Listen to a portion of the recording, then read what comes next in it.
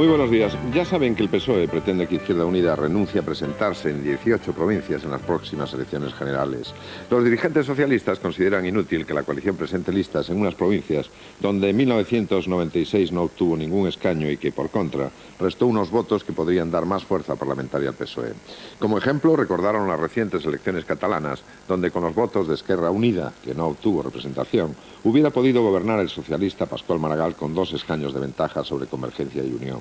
Si Izquierda Unida aceptara esta propuesta, los socialistas negociarían listas conjuntas al Senado para que la coalición tuviera 7 senadores. El caso es que esas elecciones generales van a ser especialmente importantes para Izquierda Unida y su coordinador general, Julio Anguita, después del retroceso en las pasadas municipales y autonómicas y el batacazo en Cataluña. Será la última vez en que Anguita se presente como candidato.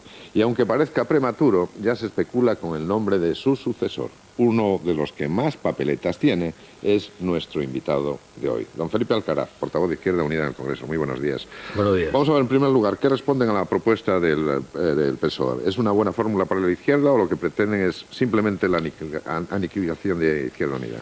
Más bien lo segundo.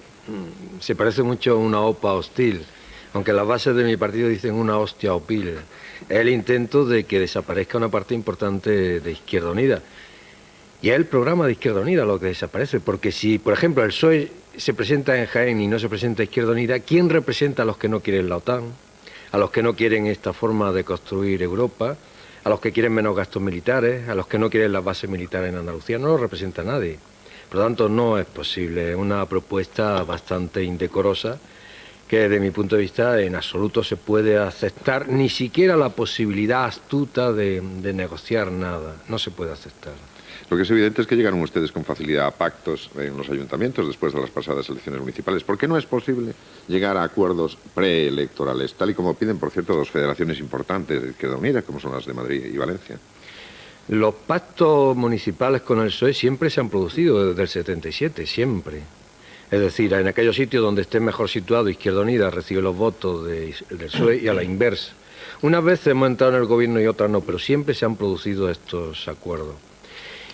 Y luego el tema de los acuerdos preelectorales. Se han producido en Francia entre socialistas y comunistas, sobre la base de una crítica a la corrupción de Mitterrand, salir de la estructura militar de la OTAN, la ley de las 35 horas, se vota aquí el 11, el tema de más dinero para un plan de empleo juvenil, más dinero a educación. Y aquí el señor Almunia lo que nos dice es que Almunia tiene que ganarle a Aznar y todos tenemos que apoyar a Almunia. Ese es el mensaje y son los contenidos. Por lo tanto, eso no es posible. Los programas son de enorme importancia y si desaparece Izquierda Unida es que la política nacional sufre un basculamiento tremendo a la derecha. Tenemos 2.500.000 votos y son gente que no quiere votar en esa disputa al centro que tienen PP y PSOE. El centro en España ya tiene overbooking, no cabe ni un pelo. Y nosotros no disputamos al centro, estamos disputando desde la izquierda alternativa una solución a muchos problemas seculares de este país. En el Parlamento se ha presentado ya la iniciativa popular para la reducción de jornada por ley a 35 horas. ¿Sería importante el apoyo del PSOE en esta cuestión concreta para avanzar en esa unidad de la izquierda? Primero la presentamos con la firma de los 21 diputados y el PSOE votó en contra. Ahora hemos recogido 700.000 firmas. Por cierto, solo nos han retirado el 1,6, están bien recogidas. Y son muy difíciles de recoger. Nombre, dónde está censado, si el censo es diferente al domicilio, dónde nació, etcétera. Y hemos recogido 700.000 firmas. O sea que la gente entiende esta propuesta. Y se ha ido abriendo paso. La UGT en su congreso apoya esta ley. La apoya casi toda Comisión Obrera. Antonio Gutiérrez todavía no, pero bueno, yo creo que al final va a entrar. En la campaña catalana casi todo el mundo lo apoyaba, Maragall no. Maragall decía acuerdos previos, pero ya el señor Cueva ha dicho que nunca llegará a este acuerdo previo. Por lo tanto, yo creo que se ha abierto mucho paso a crear una gran hegemonía a la necesidad de esta ley en España. Yo confío en que voten como mínimo la toma en consideración. Incluso le pido la abstención a PNV y Convergencia y Unión, porque puede salir la ley y después que cada cual meta sus enmiendas. Y desde luego el PSOE no tiene otra salida que votar a favor de esta ley. Muy bien, pues abrimos esta entrevista con Julio César Iglesias. Muy buenos días. Hola Luis, hola. Carlos Dávila, muy buenos días. Hola. Bueno, lo primero que tengo que decir es que cuando has dicho al principio del programa de la presentación... ¿Qué quieres decir eso? Sí, de vez en cuando. Ese es un prejuicio tuyo. Ese es un prejuicio tuyo, tranquilo. Proceda. Que, don Felipe, cuando ha dicho Luis Mariñas al principio de los desayunos que uno de los hombres que más papeletas tienen para suceder a Julio Anguita ha sido usted, y luego ha dicho don Felipe Alcaraz, buenos días, usted ha dado por bueno es uno de los hombres que más suenan para suceder a Julio Anguita. Eso también dijeron cuando se iba a nombrar el secretario general del PC. No hay papeleta en funcionamiento ahora, no hay tómbola. Vamos a trabajar en serio en estas elecciones y queda todavía más de un año para la próxima asamblea donde se elige la dirección y el coordinador general. Y desde luego yo le voy a recomendar a Julio Anguita que siga de coordinador general. Y por otra parte, en el asunto de las 35 horas, señor Alcaraz, sabe usted que hay pros y contras. Se cita el ejemplo francés como punto de referencia, pero en Francia hay división de opiniones sobre la eficacia real de las 35 horas. Hay quien dice que es un esfuerzo grande para conseguir una victoria pírrica. ¿Qué base tienen ustedes para hacer esa propuesta? No hay otra salida para crear empleo. Lo que antes hacían 100 trabajadores en función de los adelantos tecnológicos, hoy lo hacen 20 trabajadores. Y la juventud no tiene sitio. Para quitar a una persona del censo de parados hacen falta 57 contratos hoy en España. O trabajamos menos horas para que trabajen todos. Quitamos la hora extraordinaria, no es solo 35 horas, quitamos horas extraordinarias. Adelantamos a 60 años la jubilación. De 4 semanas de vacaciones pasamos a 5 o no habrá empleo real estable para nadie. Y es una propuesta que entiende la gente. Hemos conseguido 700.000 firmas y la gente con un mensaje complejo lo entendía y han firmado con mucha facilidad. Pero fíjese de estas... Buenos días. De esas 700.000 firmas, que casi son el 30% de los votos que ustedes obtuvieron en 1996, ¿qué van a hacer para conservarlos, para convertir esas firmas en voto? Porque yo tengo la impresión de que a ustedes les está pasando algo. Que a ustedes no solamente les aplauden, sino que les firman, pero otra cosa es que les voten. Bueno, 900.000 personas dejaron de votarnos, pero no han elegido una fuerza alternativa, están en la abstención. ¿Eso quién lo dice? El cruce de todas las encuestas, hemos llegado a esa conclusión y nos la avalan los técnicos de las casas y se publicó en la prensa. Y nos vamos a dirigir a ellos en primer lugar. Les vamos a decir que no se trata de excusas ni de signos, sino que les vamos a dar motivos para que vuelvan a votarnos. Por lo tanto, vamos a ir a hacer política, no filosofía, política, apuestas para solucionar problemas reales desde el área de las soluciones. Tenemos 2,5 millones de votos, y gente muy activa de la sociedad española, hacer política y hacer política en tiempo real. Y tiempo real es también el tiempo de la comunicación. A veces en Izquierda Unida hemos tenido la misma política de comunicación que un partido del siglo XIX. Ahí nos vamos a poner al día y vamos a empujar con nuestro programa. De los temas fundamentales de nuestro programa, muchos se están abriendo paso. Cierre de las centrales nucleares, elección del director general de esta casa a través del Parlamento, se ve también el día 11. Y qué casualidad, el PSOE no tenía ley, solamente la teníamos nosotros presentada desde marzo del 97. El PSOE ha improvisado el mensaje. Un ejército profesional sin mili, era también mensaje nuestro. Se van abriendo pasos. Lo que quiere decir que, a pesar de lo que dijo Felipe González en el 93, no somos seres de otra galaxia. Pero el PSOE precisamente no apoya la mili profesional. Sí, la apoya. ¿Ahora ya la apoya? Ha apoyado en el Congreso, lo que pasa es que tenemos diferencias. Por ejemplo, él apoya un ejército muy grande, que va a llegar a unos gastos para el 2002 del 3 o el 4% del Producto Interno Bruto. Y nosotros decimos que un ejército mucho más pequeño y que no pase los gastos del 1% del Producto Interno Bruto, pero sí ha apoyado el ejército profesional, el PSOE. Lo decía por Felipe González. Sí, pero Felipe González fue el que dijo que éramos seres de otra galaxia. Oiga, 35 horas, una pregunta más. ¿Es posible cobrar lo mismo trabajando menos? Sí. ¿Lo van a aceptar los empresarios? Porque el gran problema en Francia en estos momentos está en el ultimátum que han dado lo sabe usted, los empresarios al gobierno, diciendo que retiren la ley, la segunda ley que ampliaba las 35 horas, y se oponen frontalmente. Una cosa es que se negocie convenio por convenio y otra cosa por ley, para todas las empresas obligatoriamente, tal y como pretenden ustedes. Según la central de balance del Banco de España, las empresas españolas ganan más dinero que nunca en ningún otro periodo de la historia de este país. Por lo tanto, es pasar una pequeña parte de esos beneficios, pasarla a los salarios. Los salarios están perdiendo participación en la renta nacional. Este año vuelven a perder dinero. Por lo tanto, vamos a pasar esa pequeña parte de 40 horas que dice hoy el Estatuto de los Trabajadores, pasémoslo a 35. Y por otra parte, no se puede negociar convenio a convenio. Primero, los convenios no se cumplen. En segundo lugar, si tú negocias en una empresa bajar de 40 a 35, esa empresa pierde competitividad con respecto al resto. Por lo tanto, hay que hacerlo globalmente. Ni siquiera se puede hacer autonomía por autonomía, porque entran en una desigualdad constitucional. Por lo tanto, o hay ley, o hay pacto de Estado, o no habrá reducción. Pero repito, esto ya ha ganado en la sociedad, ¿eh?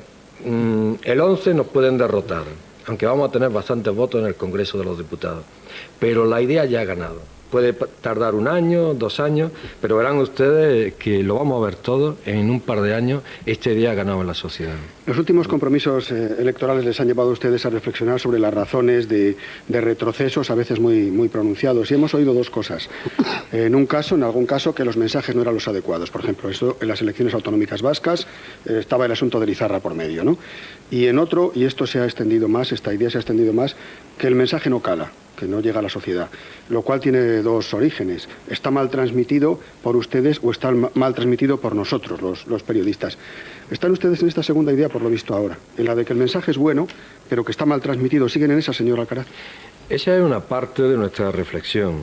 Por lo tanto, nosotros queremos ir a un lenguaje que se entienda, porque las propuestas que hacemos no son propuestas que reivindican la luna, ¿no? Se están abriendo paso. No se ha abierto paso lo de la OTAN, aunque en Francia sí se ha abierto salir de la estructura militar. Luego, no somos lunáticos, eso ya se está demostrando día a día. Pero una fuerza política no puede tener solo estrategia sin táctica, eso sería inmovilismo, ni solo puede tener táctica sin estrategia, eso sería oportunismo, tacticismo, ¿no? Por lo tanto, hay que combinar las 2 cosas y eso vamos a intentar, es lo que le decía antes, hacer política y hacerla en tiempo real. Y me parece que así estamos trabajando y notamos reactivación en la gente, porque si no, no hubiésemos conseguido en esta etapa de cierto descenso de Izquierda Unida las 700.000 firmas. Bien, yo iba a decir que esto del tiempo real queda un poco en el aire, señor Alcaraz. ¿Qué quiere decir? Que ustedes en otras ocasiones no han sido oportunos al transmitir un determinado mensaje. Quiero decir, que ese debió ser transmitido o antes o después de cuando lo fue. ¿Qué quiere decir esto del tiempo real? Nosotros entrábamos en el estadio, nos sentábamos en la grada y entendemos mucho de fútbol. Ese ha chutado mal, ese lo ha hecho mal, pero no disputábamos el balón. Estábamos fuera del terreno de juego. Ahora hay que entrar a disputar el balón e intentar tirar a gol. Meterse en la coyuntura. Y la coyuntura es cada vez más rápida, en función de los medios, fundamentalmente audiovisuales, cada vez más rápida. Y se producen todos los días noticias de enorme importancia.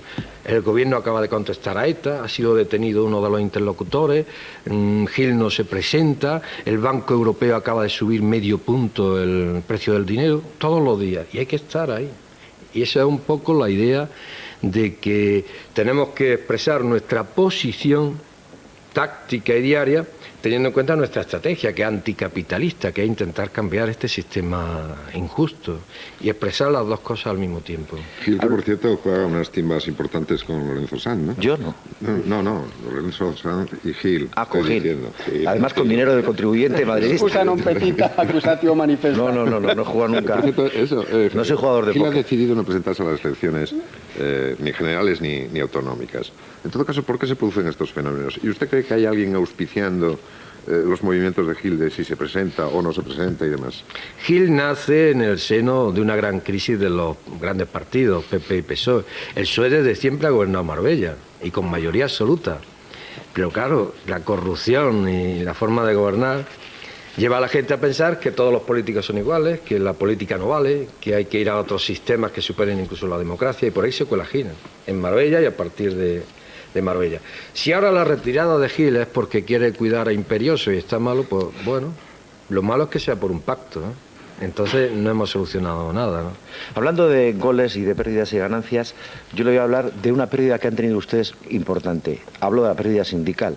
En los últimos días hemos sabido que UGT ha renunciado a su pasado más reciente de independencia y se ha alineado rápidamente con el Partido Socialista. Por lo menos lo ha hecho su secretario general. Sin embargo, ustedes han perdido lo que antes los periodistas, a lo mejor de forma muy reducida, llamábamos el sindicato comunista, Izquierda Unida. ¿Eso no les preocupa? Izquierda Unida, Comisiones Obreras. Perdón, Comisiones Obreras. Comisión Obrera nunca ha sido un sindicato comunista. Junto a los comunistas que militábamos y militamos en Comisiones Obreras, había muchísimos independientes o gentes de otros partidos, ¿eh? Pero bueno, se reducía el tema al sindicato comunista. Nunca ha sido la correa de transmisión del Partido Comunista, ni a la inversa. Ni el Partido Comunista ni Izquierda Unida somos la correa de transmisión, el brazo político de un sindicato. Por lo tanto, esa independencia se salva. El problema no es ese. El problema es que un pacto no es bueno en sí mismo, depende del contenido. Se han firmado 8 pactos con el gobierno, nosotros no lo hemos compartido. Ahí está la diferencia. Lo hemos dicho respetuosamente, no aceptamos que se pongan peores condiciones a las pensiones, no aceptamos la reforma laboral, que es una eventualidad constante, no aceptamos que solo se les dé a los jubilados 61.000 millones, cuando separando fuentes sobra para el año 2000, superávit en el año 2000, la Seguridad Social 700.000 millones. Una cosa es no estar de acuerdo y otra cosa es expresarlo respetuosamente, que es lo que yo estoy haciendo en este momento. Hablando de mensajes y de contradicciones, por lo menos aparentes, estuvo el asunto Lizarra. Bien lo sabe usted, que además han discutido mucho. En su momento compartimos los desayunos antes de las elecciones con Javier Madrazo y trató de explicarlo. Ahí la cuestión era la siguiente. Nosotros, decía en aquel momento Javier Madrazo, reclamamos o respetamos el derecho de autodeterminación de Euskadi, pero para pedir luego que Euskadi siga unida a España, lo cual parecía esconder una cierta contradicción. Dice, ¿para qué quieren un mecanismo que no van a utilizar? Porque van a pedir que España sea un Estado federal, pero en todo caso que no se segregue en ninguna parte. ¿No les ha ocurrido también a ustedes eso? Hablando de la falta de oportunidad o de trasladar también mensajes muy enrevesados. En el asunto Lizarra, yo no sé cómo están ahora las cosas en Izquierda Unida, pero han tenido ustedes un debate fuerte. Sí. Díganos. Quizás lo hemos expresado mal, lo que decíamos anteriormente. Para nosotros Lizarra es un instrumento para la paz, fundamentalmente para conseguir la paz. Las encuestas dicen que todos los ciudadanos quieren que consigamos la paz, como sea, sentándose incluso con ETA, cosa que ya está haciendo y me parece bien el gobierno. Luego nosotros estamos dispuestos a dejarnos plumas y pelos en la gatera con tal de conseguir la paz. Y eso es para nosotros Estella Lizarra, eso es. Lo hemos expresado mal, posiblemente, pero si Estella Lizarra se constituyera como un organismo para conseguir la independencia de Euskadi, al día siguiente dejaríamos Lizarra.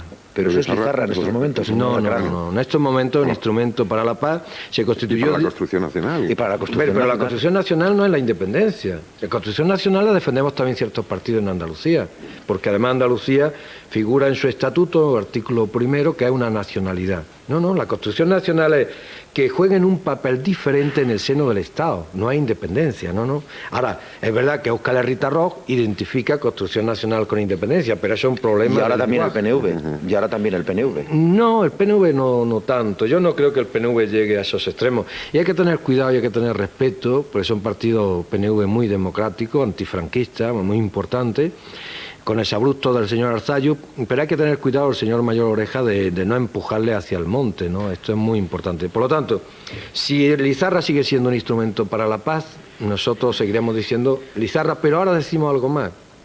Superemos Lizarra donde no están ni PP ni PSOE. Consigamos una mesa donde sí estén PP y PSOE. Y lo intentamos por todos los medios. Y uno de ellos, el principal ahora, es que se cumpla la resolución del Congreso, que todos los presos se acerquen a Euskadi. Porque parte de esa resolución ya se ha cumplido. Por ejemplo, la ley de víctimas del terrorismo era complementaria a esta posición. La hemos cumplido en tiempo récord. La ley que menos tiempo ha gastado del Congreso de los Diputados. Y vamos a dedicar 40.000 millones. Por lo tanto, se ha cumplido todo y es verdad, ni el PNV ni Escuela Cartasuna presentaron enmiendas. Cumplamos también el resto y entonces podemos avanzar hacia un proceso de paz. A nosotros nos da la impresión de que el gobierno no ha valorado adecuadamente lo que significa la tregua. No aprecia la tregua, tanto como la apreciamos nosotros. Señor Alcaraz, pero yo no sé si el gobierno lo ha interpretado bien, su posición, pero quien no interpretó su posición en el País Vasco en las elecciones autonómicas de 1998 fue evidentemente el País Vasco, sus electores que tenían y los perdieron. Pero pasaba una cosa, a nosotros se nos ha satanizado totalmente y mientras se nos satanizaba a nosotros el gobierno estaba viendo a ETA, doble lenguaje. El gobierno lanzaba un mensaje para visceralizar a la base y para crearnos problemas a todos los que estábamos en Lizarra, y a la vez se estaba viendo con ETA. Esta era la contradicción, y por eso ahora las cosas están más suaves. A la vez no, lo que pasa es que ustedes dijeron que se saldrían del foro de Lizarra si persistían los signos de violencia, y ya estamos un año y pico después, y los signos de violencia y con atentados y demás están ahí en la calle, ¿no? No es una incongruencia. No, para nosotros no existe violencia de baja intensidad. La violencia es sin apellido, una violencia inaceptable, y no la aceptamos. Y estamos trabajando, y ya ha habido señales positivas en este sentido, de que se condene por todo, sin paliativos, sin matices, la violencia, y se está avanzando. Decía usted, hemos comentado ya en los desayunos, que el gobierno ha contestado a esa carta que le remitió ETA, carta en cuyas condiciones ETA parece volver a sus orígenes, porque además de pedir la excarcelación de todos los presos, bueno, pues pide la desaparición del País Vasco de lo que llama fuerzas de ocupación, es decir, del ejército y de la policía. Es decir, son condiciones otra vez muy duras. Ustedes en Izquierda Unida han sido siempre muy estrictos con las formas, quiero decir que han... sin embargo, parece que aquí hace falta una cierta flexibilidad. Ambas partes tienen que ceder. ¿Hasta dónde cree usted que debe ceder el Estado, en este caso el Gobierno, que es el interlocutor de ETA, para que la tregua que usted valora tanto se consolide? Ha habido fallos o coincidencias absolutamente negativas. El Gobierno no puede decir, por ejemplo, que no se reúne con los que están presos y al mismo tiempo detener a los interlocutores que están libres. Esto es un error, primero. En segundo lugar, ETA no puede pretender hablar de las soluciones políticas. Nosotros no lo aceptamos de ninguna manera. Con ETA no se puede uno sentar a hablar de política. Se puede uno sentar a hablar de la tregua definitiva o hablar del acercamiento de presos, nada más. Y además creemos que es un error tremendo y algo inaceptable que una serie de presos quemen etapas, se pongan en huelga de hambre y pidan la excarcelación. No estamos de acuerdo. Por lo tanto, esa es la idea. Pero a partir de ahí hay que sentarse todos en una mesa de partidos políticos en Euskadi, sin excepciones, sin condicionamientos previos, y empezar a hablar del proceso de paz. Porque a esta altura yo me pregunto, ¿cuál es el plan de paz del Gobierno? ¿Con quién lo comparte? A nosotros ni nos llama, ¿eh? ¿Con quién lo comparte? ¿Cuál es esa planificación? ¿Cuál es la gradación? ¿Cuáles son los ritmos? Más bien da la impresión de que hay un sector duro, el señor Mayor Oreja, y un sector menos duro, más dialogante, pero esa es la única impresión que tenemos. No conocemos el plan de paz. Incluso se viene diciendo otra vez, de manera indirecta, como si la tregua fuese otra vez una tregua trampa. Por eso decía antes que yo creo que no se ha valorado en lo que vale la tregua todavía indefinida que hoy sigue vigente. Lo que pasa es que le recuerdo dos cosas. Primero, que la etarra detenida en Francia había dejado de ser interlocutora. La misma ETA el día anterior había nombrado a otros 3 interlocutores presos de ETA. Y en segundo lugar se produjo la detención en Francia, donde se acababan de robar una importante cantidad de explosivos por parte de ETA, y esta etarra iba armada también. ¿Qué quería que hiciese la policía? ¿Mirar para otro lado? No hay signos, como hubo con respecto a Irlanda, de que se quiera de verdad un proceso de paz. Allí de pronto vemos una ministra en la cárcel hablando con los presos, o Tony Blair apostando fuertemente y visitando Irlanda y fajándose. Y aquí no estamos viendo esa voluntad. Pero lo digo porque es una impresión cada vez más extendida, como si el proceso de paz tuviese que terminar mal. Incluso se está filtrando constantemente la idea de que ETA se está preparando de nuevo. O sea, no vemos una voluntad real, y me parece que sería muy delicado. Aznar tiene que liderar este proceso con valentía, sin concesiones. Con ETA no se habla de política, pero abriendo la posibilidad de que todos los partidos se entiendan, y no intentando por razones electorales que algunas fuerzas se tiren al monte o que tensen la cuerda hasta la última posibilidad. Nosotros no estamos de acuerdo con esta crispación nueva, con esta situación crítica que está atravesando el proceso de paz. Señor Alcaraz, usted acusaba al Partido Popular, a José María Aznar, y yo creo que por derivación al Partido Socialista, de no tener un proyecto de paz. Yo tanto al Partido Socialista como al Partido Popular les oigo siempre decir que su proyecto de paz se limita a hablar, incluso a negociar, una palabra mucho más clara todavía, con ETA, lo que es el futuro de los presos, el futuro y de los presos o de las gentes que están fuera de España y que podrían volver. Algo se está haciendo en esos dos casos. Sin embargo, ustedes no terminan de decir qué es lo que quieren. ¿Se alinean ustedes con las posiciones nacionalistas que van al soberanismo extraterritorial de España por parte del País Vasco? o se limitan a tener algo más modesto como es esta política que apadrina en estos momentos el Partido Socialista y el PP? ¿Cuál es la política del Partido Socialista? ¿La de Belloc o la de Rodríguez Ibarra? Hombre, yo me imagino que es la de Belloc, que es el encargado de las cosas de justicia. Si es la de Belloc, es la de Mayor Oreja, es igual. Ellos sí se ven constantemente, ¿eh? Ellos sí llevan un consenso constante. Y a partir de ese consenso no conocemos nada, no conocemos una programación, una planificación, una política para que dinamice el proceso de paz. No lo conocemos. es que yo no sé cuál es la política de Rodríguez Ibarra en este tema. Sí, bueno, ayer lo dijo. Ayer lo dijo que aquí. se junten al Munia. Dijo hablar de todo menos de política con ETA. Bueno, pues, pero Eso vino a decir. No, bien, pero dijo algo más. Un país como el País Vasco, que desde los romanos no se ha logrado pacificar, vino a decir que se le dan 3 meses y si no, no sé lo que pasará, ¿no? Bueno, pero Ya, eso... hablemos de cosas serias. Por lo tanto, el PSOE que se ponga en firme y nos diga cuál es su proyecto de paz. Primero. En segundo lugar, El suyo.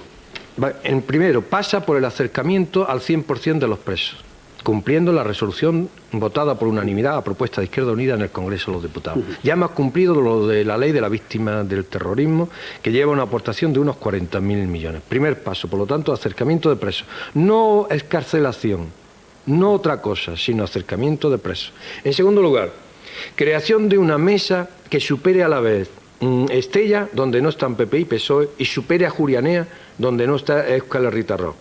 Creación de esa mesa, y esa mesa sí hable de política. Con ETA no se habla de política, no se habla de política. Y en tercer lugar, nosotros pensamos que el Estado español debe ser un Estado federal, por lo tanto unitario.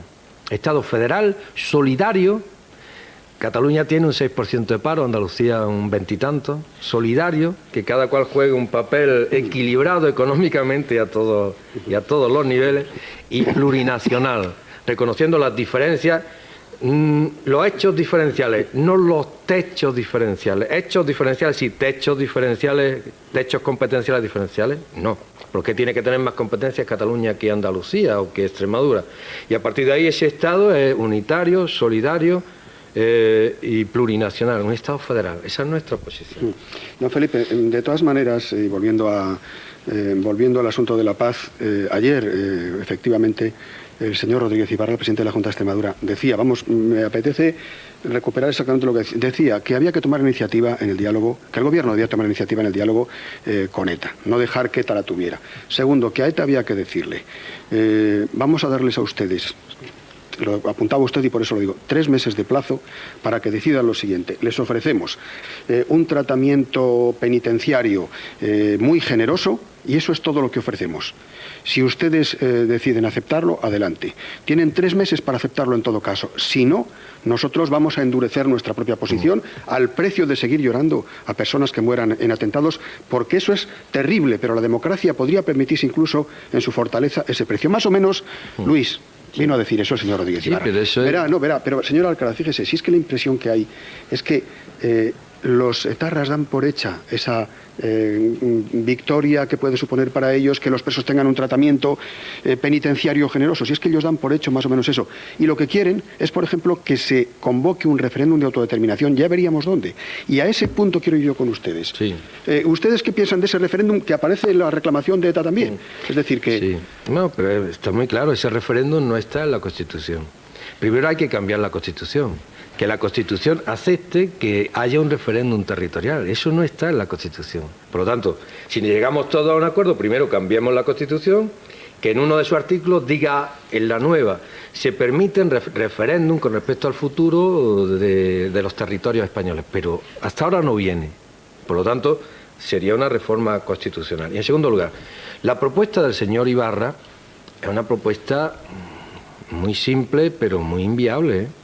Bastante inviable, porque además esconde la victoria policial, que es un poco también la idea central del señor Mayor Oreja, la exprese como la exprese a nivel público, la victoria policial por encima de todo. A nosotros nos parece que eso no es posible. Ya se ha dicho por muchos dirigentes políticos en Euskadi, hay un problema político de fondo, igual problema político de fondo que pueden presentar otros territorios, donde los nacionalistas sean más o menos fuertes, como Cataluña, igual. Por lo tanto, no lo centremos todo en una solución policial, o ustedes son buenos o los machacamos, porque hay un problema político muy importante. Con ETA no se habla de política, no se habla de política. Pero aunque se acabe con ETA, el problema político permanece, Por lo tanto, enfoquemos las cosas en su complejidad real. Y dejémonos de mensajes amenazadores porque no tienen ningún sentido. Vamos a cambiar de asunto, si le parece. En Europa las diferentes izquierdas están colaborando en un programa común, ¿no? Es el eje de gobierno prácticamente en tres países importantes, como son Francia, Italia y Alemania. ¿Por qué España es una excepción? Bueno, Julián Guita decía recientemente que la única izquierda que hay en Europa es el primer ministro francés, Jospin, ¿no? Que lo demás era todo derecha encubierta. ¿Eso es también derecha encubierta? Bueno, en Finlandia estamos gobernando los comunistas en coalición, Finlandia e Italia, y Francia, perdón. Estamos subiendo mucho, fuerza análoga a Izquierda Unida en Alemania, en Italia, en otros sitios, donde tiene una capacidad para determinar política de gobierno. Pero ¿qué pasa en Francia? En Francia existe Lionel Jospin. ¿Dónde está aquí Lionel Jospin? ¿Dónde está aquí? ¿El señor Almunia? No. ¿Era Borrell? No lo sé, pero Borrell se ha quedado en el camino, ¿no? ¿Por qué digo Lionel Jospin? Por una razón muy sencilla. Todas las coaliciones de gobierno, Finlandia o Francia, que se han hecho, es sobre el respeto a la pluralidad. Es decir, tú eres diferente, yo respeto tu espacio, tu diferencia, y vamos a intentar un programa de gobierno conjunto. ¿En qué coincidimos? Jospin no le ha dicho a Robert, secretario general del Partido Comunista Francés, abandona tu posición contra la guerra, abandona tu posición contra la OTAN, abandona tu posición de una forma distinta de construir Europa. No le ha dicho eso. Le ha dicho, ¿en qué coincidimos? Sin embargo, aquí Almunia, en una entrevista hace poco en El País, nos decía, con Izquierda Unida no se puede hacer nada, pues que están contra la OTAN, etcétera, etcétera. Es decir, Almunia no ha llegado a la idea europea del respeto a la pluralidad. Esta última OPA que nos lanza es una parte de esta misma matriz, de no entender la pluralidad. Podemos coincidir en una serie de cosas y no tenemos por qué cambiar, por qué ser diferentes. Eso pasa en Francia, y eso pasa en Finlandia, y eso pasa en gran parte en Italia y en otros sitios. Y al mismo tiempo, hombre, es que los acuerdos en Francia son un giro a la izquierda. No son el programa que haría Izquierda Unida ni el Partido Comunista Francés, pero son un giro a la izquierda, La reducción de gastos militares o la salida de la estructura militar, de la OTAN, el tema de la ley de 35 horas, el tema de cómo se complementa ahora la ayuda a la educación o al plan de empleo juvenil. Si son un giro a la izquierda. Bueno, sentémonos aquí a ver si eso es posible, pero es que se nos dice, ni siquiera nos sentamos porque vosotros estáis contra la OTAN, etcétera, etcétera. Desde luego... Luego no se comprende la pluralidad. Las discrepancias entre ustedes a veces no son fáciles de entender. En realidad, veamos, hay una que puede ser de orden táctico. Los socialistas dicen... Cuando pasen las elecciones trataremos de llegar a acuerdos. Y ustedes dicen, no queremos cambiar acuerdos por escaños o por sillones. Esos son acuerdos previos con el programa sobre la mesa. Y en esas están ustedes todavía, don Felipe. Quiero decir, el PSOE y ustedes. No. Nosotros hemos lanzado la idea de una política de unidad de acción. Significa que ante un tema concreto vamos a ver la unidad que concitan las izquierdas. Por ejemplo, este de las 35 horas. O cualquier otro. El tema de nuestra enmienda a los jubilados, no 61.000 millones, sino 300.000 millones. Porque hay que ir al salario mínimo, que actualizado serían 77.500 pesetas. Vamos a ver el esfuerzo conjunto que concitan para empujar hacia esa solución. Esa es la política de unidad de acción. Y a partir de ahí, pues vamos a ver qué programa de izquierda se puede hacer. Pero nosotros nos encontramos con una Almunia que nos dice que para ellos lo importante es disputar el centro. Y que, naturalmente, como nosotros pensamos de determinada manera, con nosotros no hay nada que hacer. Lo que nos pide, en todo caso, es que nos hagamos un harakiri parcial. Estamos en esa situación en este momento. Sobre este asunto me gustaría volver, pero es que antes se me ha olvidado... Me ha interrumpido Julio César, como de costumbre, en el asunto de Francia. El asunto de Francia, porque es paradigmático para ustedes, los comunistas. Me parece que usted se sigue considerando comunista. Soy comunista de toda la vida, bueno, y seguiré siéndolo. El Partido Comunista Francés gobierna con el Partido Socialista Francés, con Lionel Jospin, en Francia.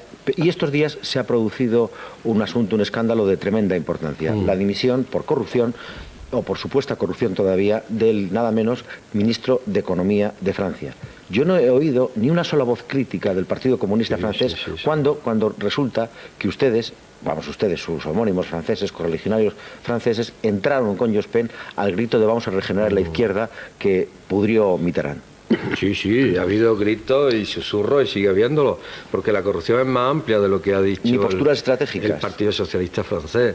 La diferencia entre Jospin y Mitterrand es que para Mitterrand el patriotismo de partido estaba por encima de la ética. Y Jospin dice que no. Y su mitin empieza con una crítica muy férrea a la corrupción de Mitterrand. Por lo tanto, la ética está por encima del patriotismo de partido.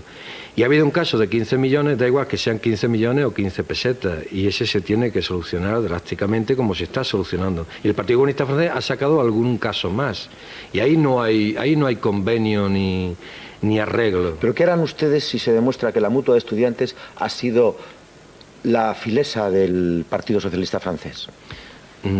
¿Qué haremos nosotros? No lo sé. Nosotros no lo sé. Ustedes no, sus Pero correligionarios. si se demuestra eso, habrá que ver si ha sido como patriotismo de partido, por así decirlo, o que afecta a dirigentes específicos, ¿no? Habrá que ver cómo van las cosas, pero que no hay ningún arreglo ahí. Hay denuncias constantes a partir de estos últimos días en que se descubre el asunto, ¿eh? Vamos a ver, Izquierda Unida aparece contra la OTAN, contra la Europa de Maastricht y demás. Parece como si ustedes les dijesen a los ciudadanos que en cualquier momento nos podemos salir de todas estas organizaciones. Parece que hacen ustedes una crítica desde fuera, como si Izquierda Unida no se sintiese dentro de estas organizaciones, y están dentro. ¿No sería más eficaz y entendible por parte de los ciudadanos que pareciese que ustedes hacen la crítica desde dentro? Ayer estuvo el ministro de Defensa en los Estados Unidos. ¿Sabe usted a lo que ha ido? A decirles que las bases de utilización conjunta se las prestan para muchas más cosas, para que las utilicen mucho más a fondo, a cambio de conseguir cargos en la altura de la OTAN y de otras estructuras militares. Claro, porque estamos dentro. No. En segundo lugar, han dibujado una serie de gastos militares. Ahora está el presupuesto de defensa en 900.000 millones, más otros 900.000 en una serie de gastos que aparecen en otros ministerios. Pues podemos llegar al 4% del Producto Interno Bruto en función de esta adscripción nuestra y de este ejército que estamos diseñando. Y se nos planteó además que para entrar en la OTAN, en aquel referéndum famoso, no iríamos a guerra fuera del territorio, etcétera, etcétera. Y no se ha cumplido ninguna de las condiciones previas. Por lo tanto, nosotros pedimos que, puesto que hay una nueva OTAN, después de la reunión de marzo en Washington, una nueva OTAN que dice que ya no es el marco del Atlántico Norte, que es una gran policía frente a inmigración, droga, etcétera, que el armamento nuclear sigue vigente y cosas por el estilo, pues hay que hacer un nuevo referéndum. Hay que hacer un nuevo referéndum, que aquel fue prácticamente un empate, ¿no? Un empate en función de la amenaza que profirió el señor González de quién gestiona, por qué se iba, ¿no?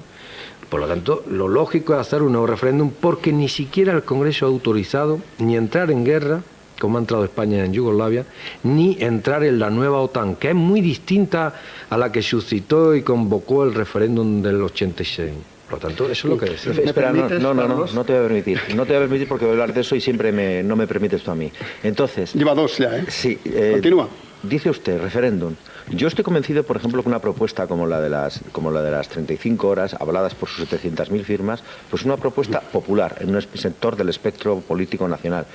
Pero ¿ustedes de verdad creen que un nuevo referéndum sobre la Alianza Atlántica supondría lo que supuso en el 86? ¿Supondría otra movilización? ¿Supondría que ustedes recuperarían el aliento que ahora no tienen? ¿De verdad creen eso?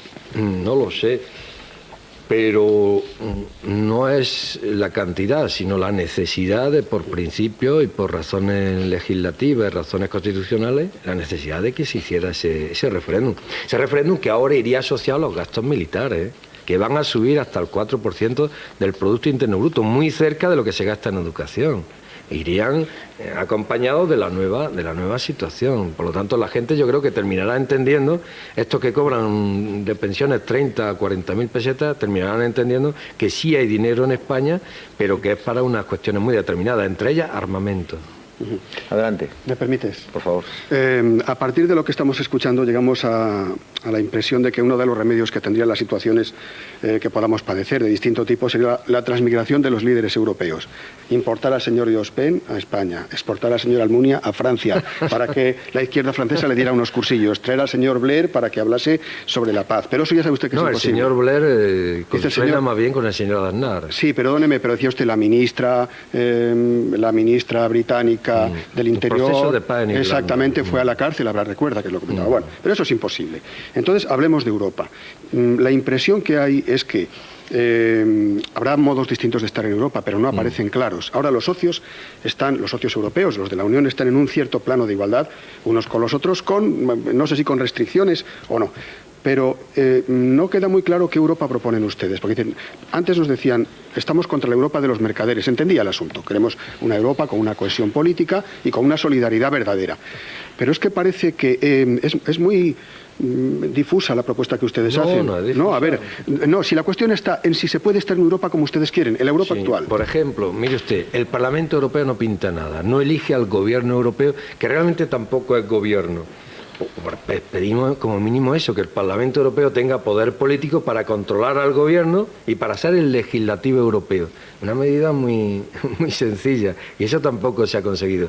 Por ejemplo, ya se han anulado los bancos centrales de España, que independiente ya tampoco funciona. Tendremos que ver qué hacemos con esa casa, ¿no? Y todo se centraliza en función de una construcción del euro, que ha quedado solo en eso, la construcción europea, en la construcción del euro, en una calle de Frankfurt, en el Banco Central Europeo, que se pone por encima de las políticas económicas de los gobiernos nacionales. Ya lo dijo Duisenberg, creo que fue, o en Davos lo dijo Tim Meyer, dijo, ya la política es cosa del sistema financiero, que se olviden los políticos de ella. Era un golpe de Estado desde el sistema financiero. Por lo tanto, que la soberanía popular de los parlamentos pintemos algo en una Europa que quiere entregarse al sistema financiero. Es una de las tesis fundamentales del neoliberalismo. Yo creo que eso es fácil de entender, ¿eh? Vamos a ver, estamos en permanente precampaña electoral y ahora más, estos días más. Y hay una disputada pelea por el voto de los jubilados. ¿Cómo observan, cómo lo ven ustedes de Izquierda Unida? Se ha subido algo las pensiones a los jubilados, con algo interesante que hay que tener en cuenta. El Pacto de Toledo decía que todas las subidas estarían referenciadas en la subida del IPC. Ahora se ha roto y se ha subido un 5,2. Bastante por encima del IPC. Eso es interesante. Pero no se ha subido lo que realmente hay que subir. En Europa, después de la Guerra Mundial, se crea el salario mínimo, porque es el mínimo para subsistir. Y en España está en 69.240 pesetas. Ha perdido 12 puntos desde el 80, hay que subirlo a 77.500. Por lo tanto, lo que hay que subir es eso. Se ha subido bien, hay que valorarlo, pero se ha subido muy poco. Y la propuesta del PSOE no iba más allá. La propuesta del PSOE era unos 70 y tantos mil millones, 2.000 pesetas mensuales. Nosotros decimos que eso no es aceptable. Hay que subir a 77.500. Si no se puede de una tacada, pues en 2 o 3. Pero eso es lo que realmente hay que subir. Nosotros hemos metido una enmienda con 300.000 millones de pesetas. ¿De dónde sale ese dinero? 300.000 millones. Sobra dinero. Si se separan las fuentes de financiación, con dinero procedente de las pensiones solo hay que pagar las contributivas. Los complementos a mínimos, que son 600.000 millones anuales, hay que pagarlo con dinero presupuestario. Había un superávit en el año 2000 de 700.000 millones de pesetas. De ahí sale el dinero. Tiene que salir de ahí. Pero ¿por qué le han subido las pensiones a los jubilados rompiendo el IPC un poquitín? Porque se han movilizado los jubilados. Ustedes me dirán, yo no he visto manifestaciones de jubilados. No, movilizarse no es solo eso. Los jubilados han llevado su conciencia a la conciencia electoral. Había 3 millones y pico de votos en juego. Es decir, que ellos sabían que su voto valía y siguen sabiéndolo. Y yo desde aquí les digo a los jubilados que cuanta más inseguridad tengan los grandes partidos en su voto, más les subirán las pensiones. Los jubilados en este país ponen y quitan gobierno. De ahí que PP y PSOE estén todo el día hablando de los jubilados y tirándose de... Lo que para ellos los jubilados, puesto que tienen concepciones bastante capitalistas con respecto a los jubilados, tanto PSOE como PP, son chatarra amortizable, mercancía electoral. Los jubilados tienen que sublevarse y saber que su voto vale mucho. Y cuanto más inseguro esté ese voto, más le subirán las pensiones. De Andalucía, señor Alcaraz, le quiero hablar porque usted es diputado por Córdoba. Sevilla. Por Sevilla. ¿Alguna vez lo fue por Córdoba, me parece? Por Jaén. Por Jaén. Una provincia. Tiene que quedar muy bien. Vale. Faltan 7 provincias. No. Almería, Granada. Faltan 7. Fui diputado por Jaén, que ahora dice el PSOE que se lo entreguemos. Sí. Muy bien. Diputado por Sevilla, señor Alcaraz. ¿Usted es partidario de que las elecciones andaluzas se celebren, como parece que quiere el presidente Chávez, el presidente andaluz Chávez, el mismo día que las elecciones generales o no? Eso es una estafa. Es una estafa política a los andaluces. No se corta usted un pelo, señor Alcaraz. Ni un pelo. Es una estafa política, electoral, organizativa y hasta económica. Los problemas andaluces son muy fuertes y hay que discutirlos aparte, de manera singular, como en Cataluña o Euskadi. ¿Usted cree que Pujol aceptaría el solapamiento de unas generales sobre una autonómica? Pero ¿no? ya no queda calendario prácticamente. Sí, ha quedado. Claro, si no hay voluntad, pues no quedará calendario. Y el 7 de febrero o el 5 de marzo convocarán junto a las generales. Acaba de Cáritas de presentar resultados andaluces. 2 millones de andaluces están por debajo de las 30.000 pesetas mensuales. 1 millón de parados. La estructura pesquera, ya saben ustedes cómo está, mucho más allá que acá. La estructura industrial, hoy mismo, esta tarde, hay una gran manifestación sobre el tema de astilleros, tanto en Cádiz como en Sevilla, se nos va, hay un genocidio industrial. Y el señor Chávez está haciendo puyolismo barato, está imitando a Pujol, se envuelve en la bandera andaluza y todo contra el gobierno central, todas las culpas, que tiene bastante. Pero mientras hace eso, señor Chávez, Pujol Chávez, no gobierna Andalucía, no ha gobernado Andalucía. Se ha dejado el 30% de los presupuestos sin ejecutar, por ejemplo, ¿no? Y nos encontramos en esa situación, y eso hay que debatirlo. ¿Ha perdido o no ha perdido Andalucía en el nuevo sistema de financiación, que es el debate que tiene el Partido Socialista y el PP? ¿Su juicio cuál es? Entre peleas, falta de efectividad, falta de ejecución y sistema de financiación, 1 billón de pesetas en esta legislatura ha perdido Andalucía. 1 billón con B de pesetas.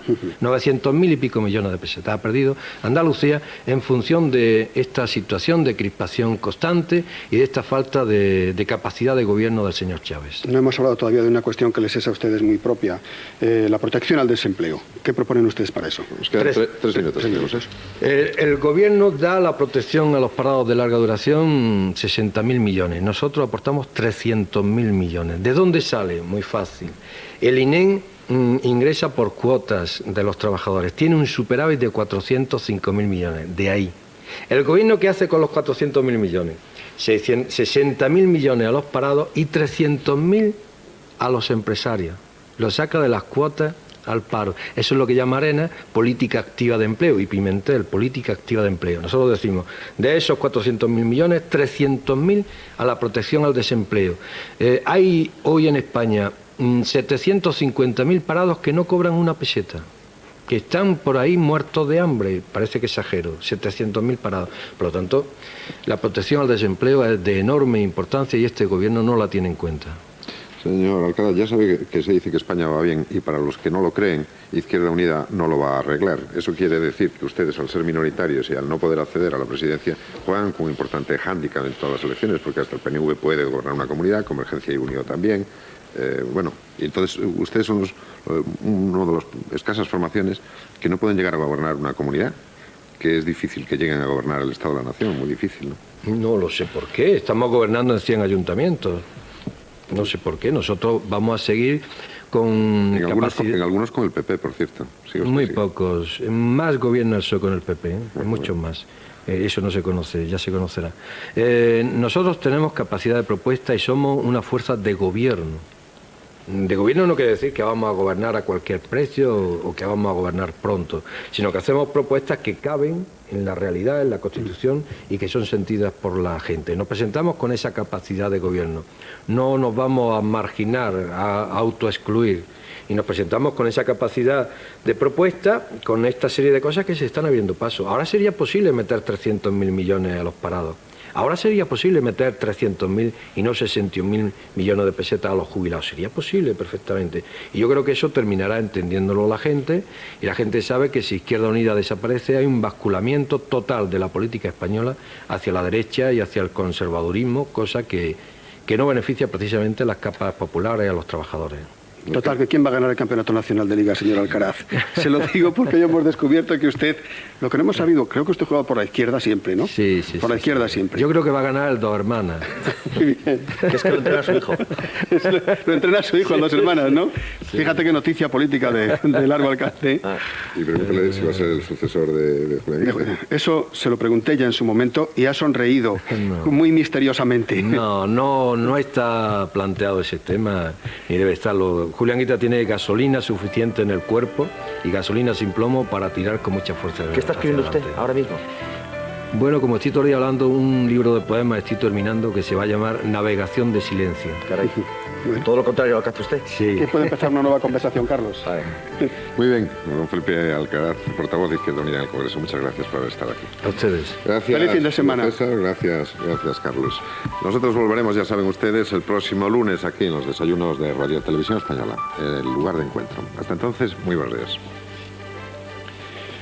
El martes es fiesta, ¿no?